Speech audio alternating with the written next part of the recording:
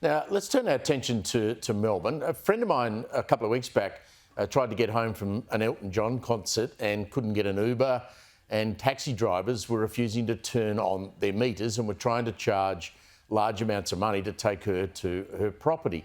Now, there is a bit of outrage down there. It's now started to happen during the Australian Open. Taxi drivers are fare gouging people, according to people who have been talking to the media.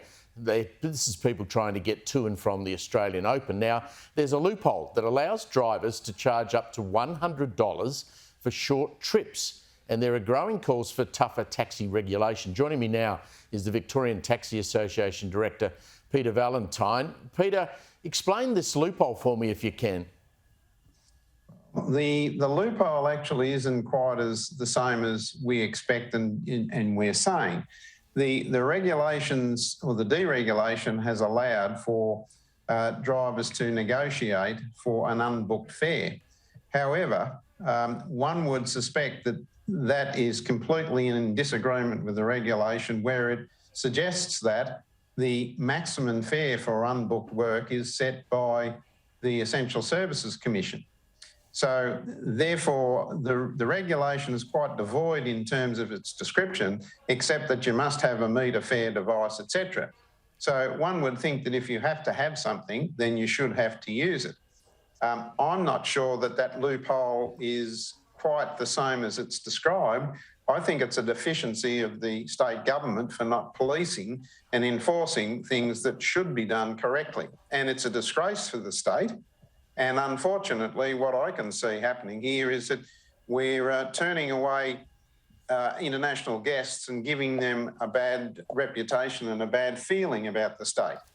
Well, my friend was in tears after she couldn't get home from that concert. There's a woman on her own late at night being refused by all sorts of people to even have a ride.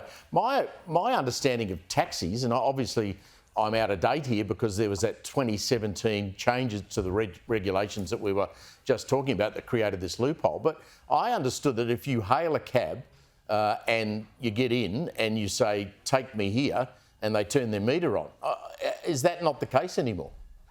Well, that's exactly what should be the case. And as far as my interpretation of the regulations, that can be the case. But there's this regulation that says that you can ask the driver for an estimate, but an estimate has been taken too far by drivers, I believe, as to be the means to try and convert it from an unbooked trip to a booked trip, which means that they therefore can charge a different fee.